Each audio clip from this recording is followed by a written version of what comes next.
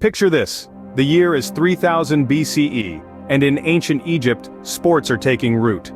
The banks of the Nile echo with the grunts and cheers of wrestling matches, while the desert air whizzes with the flight of arrows. Wrestlers grapple, archers aim. These sports are not just games, but a testament to physical prowess, strategic thinking, and the human drive for competition.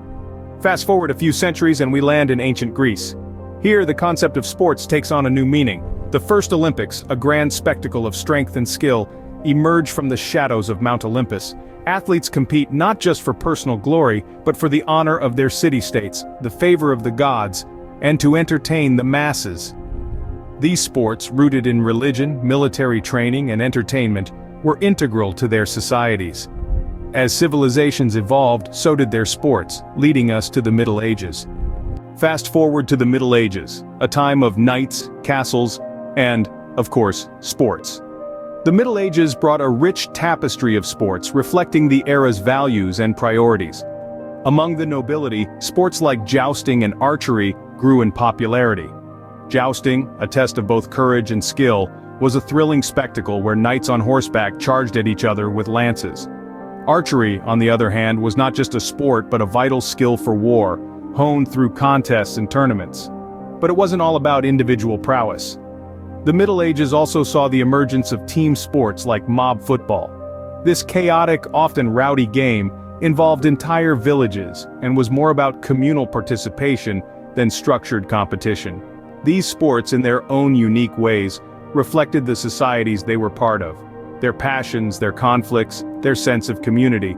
The Middle Ages set the stage for the modern sports era, a time when sports would become more than just games. Welcome to the modern era, where sports have become a global phenomenon. As we journey from the late 19th century, we see a new world of sports emerging.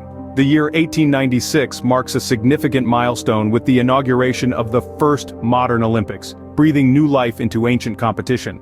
Sports then took a professional turn. New games emerged, capturing hearts globally. Sports like basketball and football, born in this era, are now played in every corner of the world. As the decades rolled on, the landscape of sports continued to change dramatically. But it's not just the sports themselves, it's how we engage with them. The advent of media and technology has revolutionized our interaction with sports.